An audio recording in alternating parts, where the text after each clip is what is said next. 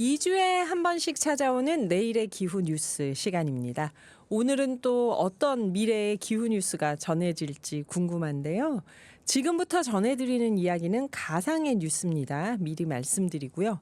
오늘도 미래에서 온 남자, 내일의 기후 이기관 파주의 시민발전협동조합 기술이사님 모셨습니다. 안녕하세요. 안녕하세요. 네. 자, 이제 이 내일의 기후 이기관 이사님께서 가져오신 미래의 뉴스를 들어볼 차례인데요. 한 번 더 강조합니다. 이 내용은 가상입니다. 네. 오늘은 2042년으로 한번 가보겠습니다. 2042년요.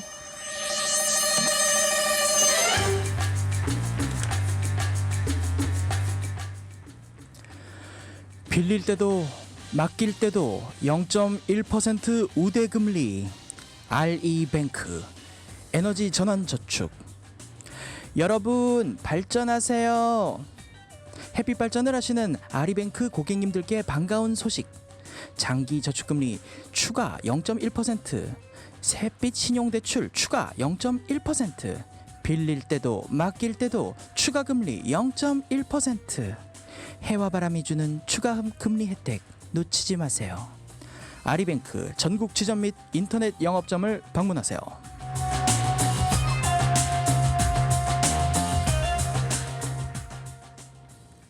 네, 오늘도 놀라운 소식인데 햇빛 발전하는 RE뱅크 고객님들께 장기저축금리, 햇빛 신용대출, 빌릴 때 맡길 때 추가금리 0.1%씩 다 혜택을 준다는 얘기인데 이 RE뱅크는 뭐고 왜 이런 혜택을 주는 걸까요? 글쎄요, 생각해보면은 네. 한 20-30년 전에 우리가 이용했던 은행들의 이름도 많이 바뀌고 뭐 여러 금융기관이 새로 생기기도 네, 하고 네. 없어지기도 하고 그랬습니다. 네. 그런데 어찌 보면 은행의 본질이라는 역할, 금융의 본질이라는 역할 측면에서는 뭐 대동소이합니다. 만약에 태양광이나 풍력 등 재생에너지의 발전 사업에 돈을 댄다. 이런 측면에서의 금융의 역할은 뭘까 한번 생각해 볼 문제입니다. 여기에서도 뭐 우리 부동산 이야기 나올 때 나오는 PF가 역할을 합니다. 프로젝트 파이낸싱이라고 하는 거죠. 조금 더 발전시키면요. 재생에너지에 투자해서 금융 수입을 얻는 컨셉의 전문 은행이 등장할 것이다라는 예측이 가능합니다. 그러니까 예를 들면은 뭐 제가 파주 해시민발전협동조합의 조합원이다. 그러면은 RE뱅크에서 돈을 빌리거나 할 때 저축을 넣거나 할 때 추가 금리를 받을 수 있다는 건가요? 네, 지금 이제 뭐 시민발전협동조합이 경기도 내에 많이 있잖아요. 네네. 이 시행사의 역할을 하고 있는 거고요.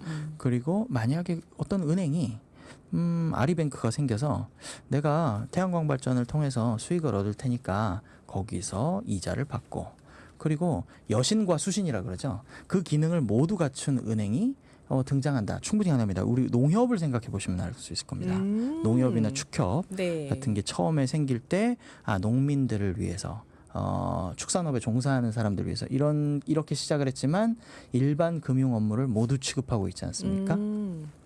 이런 은행 등장할 수 있을 겁니다. 그러면 햇빛발전협동조합이 전국적으로 엄청나게 많이 생겨서 통합이 됐다 하면 농협처럼 그 안에서 금융도 할 수 있는 그런 협동조합이 될 가능성이 있는 건가요? 충분히 있겠죠. 지금 시행사, 뭐 시공사로서 존재를 하지만 네. 이것들이 점점 사람들의 신용을 이제 다루는 업무를 하는 금융여부의 업무를 시작해 본다면 뭐 그렇게 시작해 볼 수도 있을 것 같습니다. 아, 좀 더 이 햇빛 발전의 그 사회적인 인식이나 사업이 크게 확장됐을 때 그러면 지금은 그러면 어디서 돈을 구해서 사업을 하고 계신 건가요? 햇빛 발전이? 뭐 크기에 따라서 사업 주체에 따라서 굉장히 다양하게 존재합니다.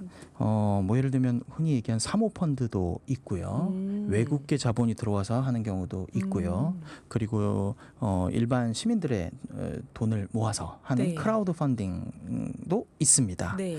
그런데 많은 태양광 사업의 대출이 많은 경우가 은행의 대출인 경우가 많습니다. 아무래도. 네. 특히 뭐 각종 은행에서 다 태양광 대출을 취급했었고 지금도 하고 있는데요. 그런데 여기서 제가 집중하는 건 신협의 대출이 조금 인상적이라는 겁니다. 신용협동조합인가요? 네네네. 지금 신협. 있죠. 여러분 주변에 뭐 크레딧 유니온이라고 네. 하고요. 한국 신협은요. 사실은 1960년대에 부산의 메리놀 수녀원 출신의 가브리엘 수녀님의 대한금융운동으로 시작한 것이고요. 아, 신협이 그런 건가요? 네네. 네. 그 원천은요. 한 단계 더 올라가는 뿌리는 1849년에 독일에서 자발적으로 금융협동조합을 시작한 것이 첫 시작입니다. 뭐 금융이라는 게 가난을 극복하기 위한 것이 이제 하나의 컨셉이었고요. 믿어주고 돈을 빌려줬을 때 그것이 다시 믿음으로 돌아오는, 그것을 믿음의 순환이 일어나는 그렇게 하는 것이 이제 신협의 정신이다라고 말씀드릴 수 있는데요. 신협은요, 뭐 TV 광고도 하고 네. 지금은 이제 은행의 하나로 이제 일반인들이 받아들이겠지만 사실은 중앙회가 있고요, 각각의 단위 신협이 있습니다. 그래서 각각의 단위 신협은 독립 경영을 하고 있는데요. 그러니까 모든 신협이 다 그런 건 아니고요. 그 중에 몇몇 신협이 태양광 협동조합에 대출을 하고 있습니다. 아, 자, 그런데 다른 은행권 태양광 발전 대출과 다른 점을 좀 말씀드리면, 다른 태양광 발전 대출이 거의 사실상 부동산 담보 대출입니다. 아, 부동산 담보 대출. 왜냐하면 태양광도 뭐 건물 땅이 위나 있고. 땅 위에서 하는 거기 때문에요. 그런데 신협이 그렇지가 않습니다. S&P, REC 같은 태양광 발전 운영을 하면서 얻는 수익, 이거 네. 아직은 없죠. 미래의 수익을 담보로 잡고 돈을 빌려준다는 거죠. 아, 그런 측면에서 미래의 수익을 담보로 잡고 신용이라는 걸 창출한다는 신협의 원래 정신을 보여주고 있는 것입니다. 그러니까 저 같은 사람은 신용협동조합하고 저축은행이 헷갈렸어요. 네네. 그래서 신협하면은 저축은행 비슷한 건 줄 알고 이렇게 지나갔는데, 이게 신용을 주고받으면서 대한금융운동으로 시작했다고 하니까 인식이 확 달라지는데요. 아, 이게 지역마다 다르지만 지금 몇몇 지역의 신협에서는 미래의 수익을 담보로 한다는 거는 굉장히 큰 신용인데 그렇습니다. 지금 미래의 수익을 낼 거라는 걸 굳게 믿고 돈을 빌려주시는 거잖아요. 네네. 아, 지금 태양광 협동조합에서 하는 태양광 발전 사업에 대해서 신협이 이렇게 대출을 하고 하고 있습니다. 있다. 정부가 못하는 금융권의 일을 신협이 하고 있는 거네요, 지금. 그러면 담보는 미래의 수익이면 햇빛과 바람이 담보인가요? 뭐 낭만적으로 말하면 그렇게 말할 수도 낭만적으로 있겠습니다. 말하면 네. 예, 부동산은 아니니까. 네, 사실 은행은요, 지금 은행은 워낙 부동산을 좋아합니다. 안정적이고 믿을 수 있는 자산이라서 담보로 잡기 좋은 셈인데요. 그런데 지금 상황을 보면 뭐 부동산은 믿을 수 있겠습니까? 하기는 부동산 가격이야말로 들쭉날쭉하고 있는데. 네네. 그래서 그렇네요. 제가 혹시 이런 대출을 하고 있는 신협이 한 관계자에게 한번 여쭤봤어요. 네. 지금까지 미래의 수익, S&P, REC 믿고 돈을 빌려주었다가 뭐 도덕적 해이라든지 안 갚는다든지 아니면 부실화됐다든지 이런 대출 건수가 있습니까? 라고 물어봤어요. 대답은요, 단 한 건도 아직 없다는 겁니다. 햇빛발전 협동조합의 신용이 대단하네요. S&P REC는 여러분 그 태양광 발전 협동조합에서 발전을 했을 때 네, 얻게 생길 되는 수 있는 수익이죠. 수익을 얘기하는 겁니다. 예. 자, 신용은 이렇게 한번 믿어주고 다시 믿음으로 되갚고 할 때 그렇게 커나가는 건데요. 이 신용이 더욱 커진다면, 이 신용 장사되겠는데? 라고 생각이 된다면 더욱 전문화된 섹터가 될 수 있을 거다. 그러면 지금 아리뱅크처럼 햇빛과 바람을 담보로 삼는 은행이 생길 것 같습니다. 네, 미래의 수익을 담보로 삼는, 이거 흥미롭네요. 5부에도 이기관 이사님께서 가져오신 미래의 기후 뉴스 계속됩니다. 여러분, 미래의 이런 이야기는 어떨까 하고 떠오르는 게 있거나 궁금한 게 있다면 샵 0999로 지금 문자 보내주세요. 오늘의 기후 5부 시작합니다. 진행하는 저는 김희숙이고요. 그 사이에 아까 들어왔던 문자 중에서 재밌는 거 좀 읽어볼게요. 인천의 이대훈님 오랜만에 문자 주셨어요. 며칠 전에 건대 입구 가는 680번 버스에도 OBS 스티커가 붙어 있었어요. 인천에서 타셨는데 오늘 저녁 약속 있어서 잠실 가고 있습니다. 그러셨네요.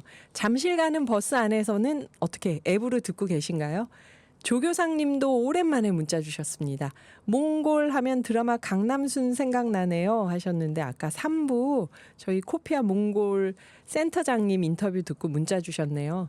0287님 새싹 문자예요. 이래서 사람은 정보를 얻을 수 있는 OBS를 들어야 해요. 그러셨습니다.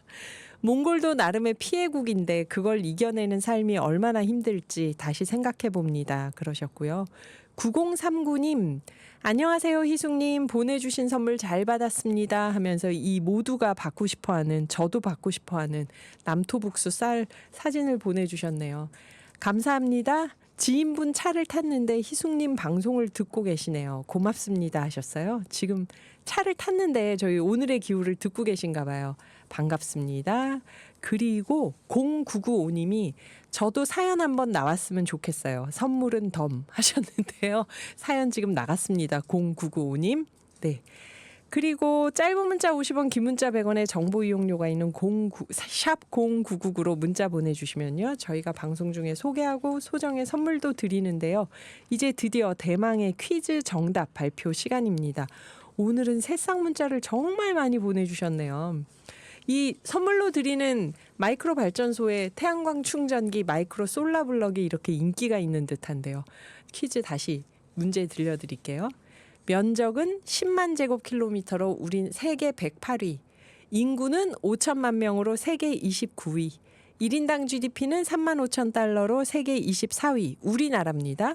그럼 우리 연간 탄소 배출량은 얼마일까요? 1번 6억 톤 세계 7위, 2번 66톤 세계 77위. 정답은 몇 번인가요, 이기관 선생님? 정답은 1번 6억 톤 세계 7위입니다. 네, 세계 7위요. 높긴 높죠. 여기 보니까 네, 말씀해 주세요. 네, 이게 6억 톤 언저리에서 왔다 갔다 하는 나라들이 있어요. 그래서 이게 발표하는 시점과 통계를 내는 곳에 따라서 조금씩 달라지긴 합니다만 네. 정답을 맞추는 데는 크게 무리가 없을 것 같고 네. 제가 아까 말씀드린 뭐 면적이라든지 인구라든지 네. 이런 흔히 알고 있는 것들이잖아요. 네, 네. 저희는 이 6억 톤이라는 수치를 잘 알고 있다가 앞으로 어떤 수치가 언론을 통해서 나올 때 우리가 이제 줄여나가고 있구나. 아하. 아니면 더 늘어나게 늘었구나. 되는구나. 이런 것을 어떤 판단하는 지표로 외워두시면 좋을 만한 수치라고 네, 생각합니다. 그렇네요. 쉽잖아요. 6억 몇천 톤도 아니고 연간 탄소 배출량 지금 우리가 6억 톤이라고 합니다. 6억 톤. 여기서 줄여야겠죠. 근데 여기 보니까 3698님이 이런 문자 주셨어요. 7위. 우와, 대단하네요. 근데 좋아하면 안 되는 거죠. 공부도 7등 해본 적 없는데 탄소 배출량은 등수가 낮은 게 좋겠죠. 그러셨어요. 그러게요. 저도 7위여서 잠깐 좋아했는데 이게 좋아할 게 아니구나 했습니다. 2980님 새싹 문자로 이기관 이사님 이런 생각을 어떻게 하시는지 궁금합니다. 진짜 미래에서 오시는 거 아니죠 하고 아까 4부에 바람과 햇빛으로 저당 잡혀서 돈 빌린다는 얘기하니까 문자 주셨습니다. 아리뱅크 좋네요. 신재생 에너지로 이런 혜택 준다면 다들 신재생에 더 관심이 생기겠네요. 그랬고요. 1190님은 마침 어제 저희 동네에서 탄소 중립 마을 선포식을 했어요. 저도 일상생활에서 텀블러 사용하기나 실천을 많이 해야겠습니다. 이런 얘기를 하셨어요. 그리고 또 보면 0287님 설마 우리가 7위인가요? 예, 77위가 되는 날을 위해서 저부터 노력해야겠습니다. 2980님 미래에서 온 남자 기대하고 듣는 미래 이야기 잘 듣고 있습니다. 7위라는 게 안타깝습니다. 그러셨는데요. 와, 7위. 올림픽 순위가 아니고 탄소 배출량입니다. 6억 톤. 여기서 얼마나 줄어드는지 봐야겠죠. 자, 이제 두 번째 이기관 이사님의 미래 뉴스 들어보겠습니다. 이 뉴스는 여러분 가상입니다. 가상. 네.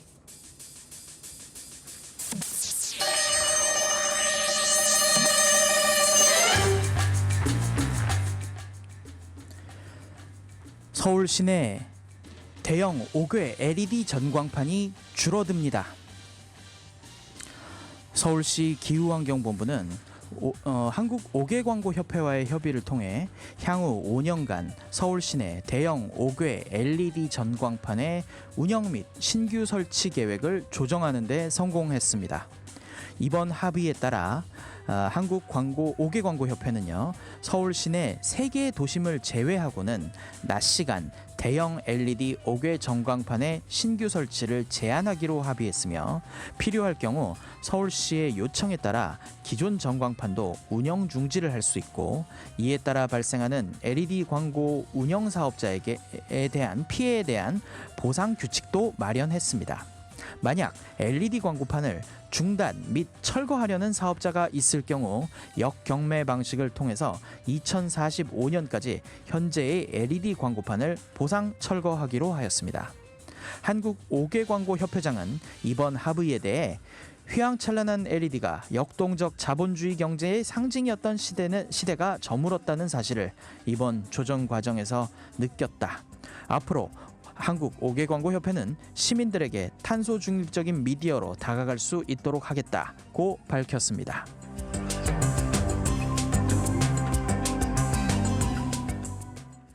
와, 이 LED 광고판, LED 전광판 얘기를 하시는 거구나. 이게 그런데 뭐 보기에도 좀 전기를 많이 쓸 것 같긴 하지만 그래도 LED는 적게 쓴다는 저희 생각을 해서요. 이게 낮 시간 전광판이 전기를 그렇게 많이 소비하나요? 네, 뭐 지나가면서 아까 LED는 전기를 적게 쓴다는 쓴다고, 예. 인식도 있고요. 그런데 점점 그 사이즈가 대형화되고 있고요. 그리고 요새는 시내에 가면은 네. 낮에 가도 굉장히 잘 보여요. 맞아요. 엄청난 맞아요. 조도와 휘도를 자랑하는 거죠. 아. 이런 전광판이 전기를 얼마나 쓰는지 혹시 지나가면서 궁금해 해보신 적 있나 싶습니다. 아니 저는 항상 적게 쓰겠지 하고 지나갑니다. 적으니까 저렇게 해놨겠지. 저는 궁금하더라고요. 예. 야구 볼 때도 궁금해요. 야구 볼 때 저 뒤에 점수라든지 선수들 정보가 맞아요. 나오는 전광판이 낮에도 굉장히 밝거든요. 맞아요. 혹은 삼성동이나 광화문 시내를 지날 때에도 그 생각이 한번 듭니다. 점점 커지고 있고 점점 화려해지고 있습니다. 뭐 크기에 따라 다르지만 최근 휘도가 굉장히 높아져 가지고요. 낮에도 선명한 풀 컬러 영상을 제공하는 이런 파사드 형식의 LED 전광판의 전기 소비량은 어마어마합니다. 크기나 밝기에 따라 1기에 1메가와트에 달하기도 합니다. 한 대가 1메가와트를 쓴다고요. 그렇습니다. 낮 시간에. 네. 하루 동안. 네. 광고를 뭔가를 보여주기 위해서 그 정도의 에너지 와트를 소비하고 있는 건데요. 도시는요 에너지를 그렇게 소비하면서 수익을 창출합니다. 뭐 때로는요 이런 것들이 관광 자원이 되기도 하죠. 그 사진 찍으면 멋지잖아요. 네, 도시가 그렇습니다. 화려해 보이고. 네네. 그래서 뭐 서울뿐만 아니고 뭐 오사카에 가면은 도톤보리의 광고 판넬이라든지 아니면 뭐 뉴욕의 브로드웨이라든지 이런 대도시의 광고는 뭐 관광 수익을 창출하는 경관을 만들기도 하는 겁니다. 네. 네. 어떤 제 실제 사례인데요.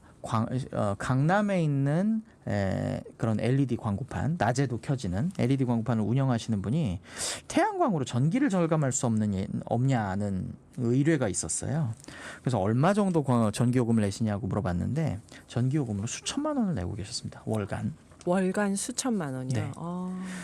자, 광고판에 전기요금이 그 정도 나갑니다. 위기의 상황이 된다면 혹은 뭐 필요한 상황이 된다면 우리 사회는요 이런 경향이 있어요. 이런 사회의 화려한 외피에 대해서 항상 먼저 제한을 하려고 합니다. 그게 가장 필수적인 의식주는 아니라는 생각을 하는 거겠죠. 그렇죠.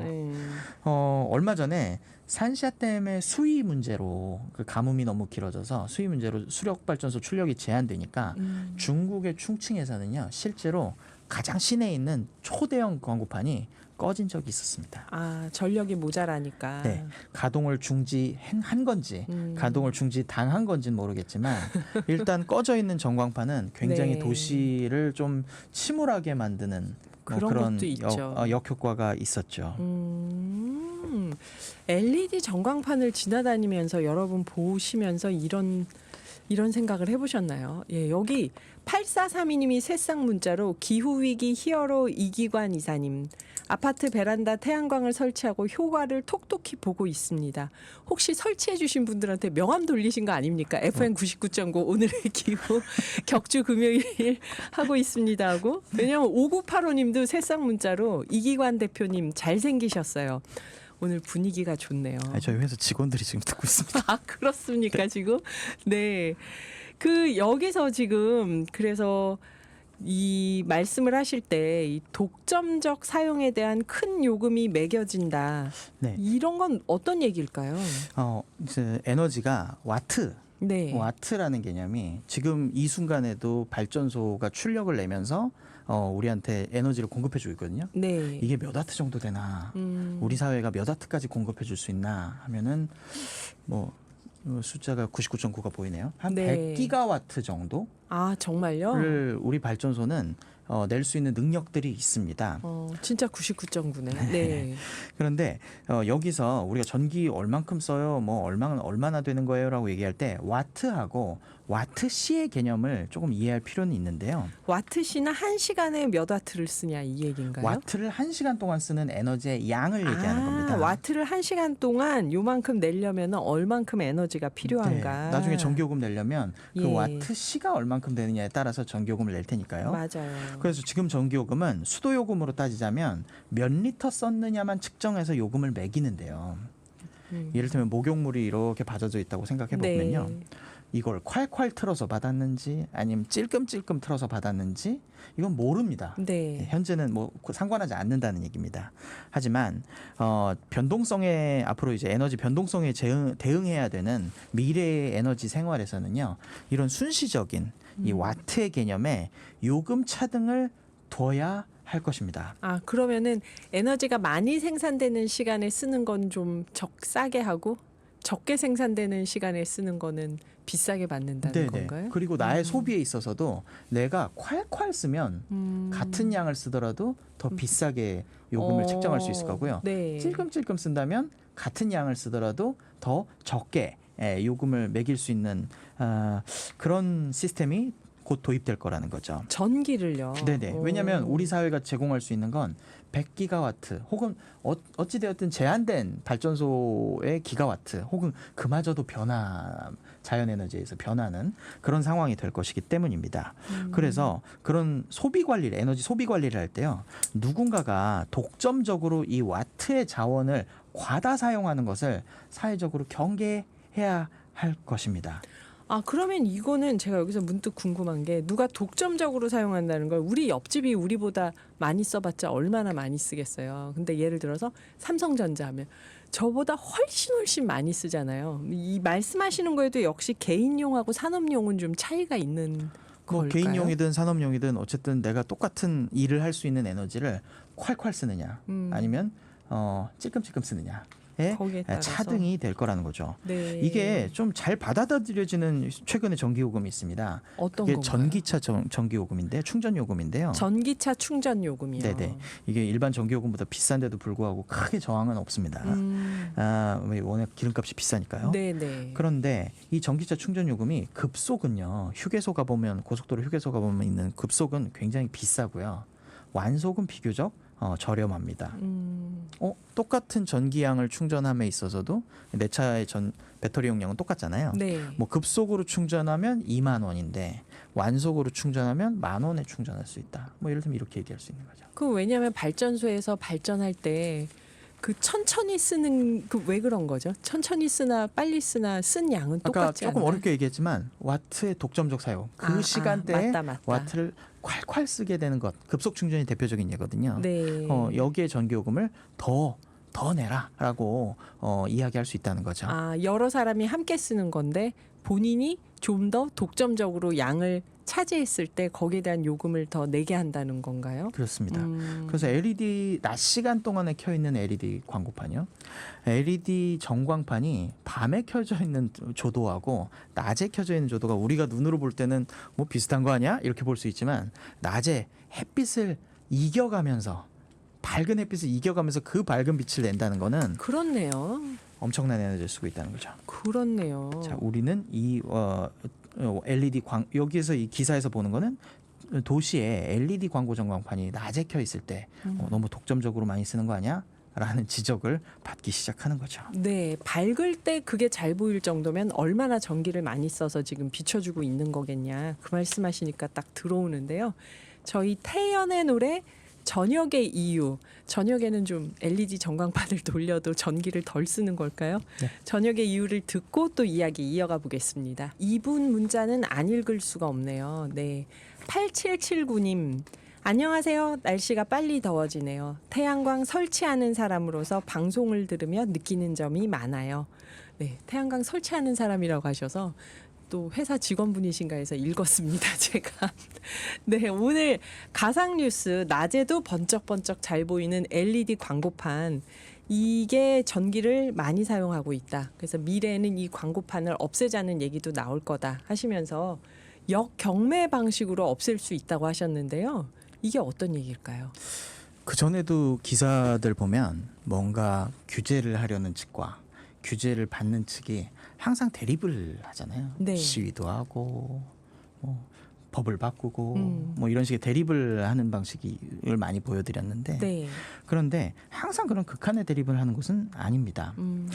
여기에서도 서울시와 규제를 하려는 측 그리고 한국 5개 광고협회는 일정 정도 타협을 합니다. 네. 뭐 예를 들면 3대 도심, 뭐 종로, 뭐 강남 일부 지역은 남겨놓겠다든지 아니면은 자발적으로 줄여나가겠다는 이런 방식을 쓰는데요. 에너지 전환 시대에는요, 비단 뭐 LED 광고판뿐만 아니라 여러 가지 많은 뭐 작별을 고해야 되는 시설들이 있을 겁니다. 네. 그런데 그런 시설들 중에 많은 것들은 사유화된 시설들일 그렇죠. 거고요. 우리는 자유 시장이니까 네. 사유화된 시설이죠. 그런 사유재산권을 보장해 나가면서 사회적 필요를 달성하기 위해서 어떤 정책을 쓸 수 있을 것인가, 어떻게 보상해주고 타협하고 합의할 것인가, 네. 여러 가지 방법 중에 하나가 여기서 제안된 역경매 방식입니다. 그러니까 경매를 해요. 경매에서 그래서 싸게 써요.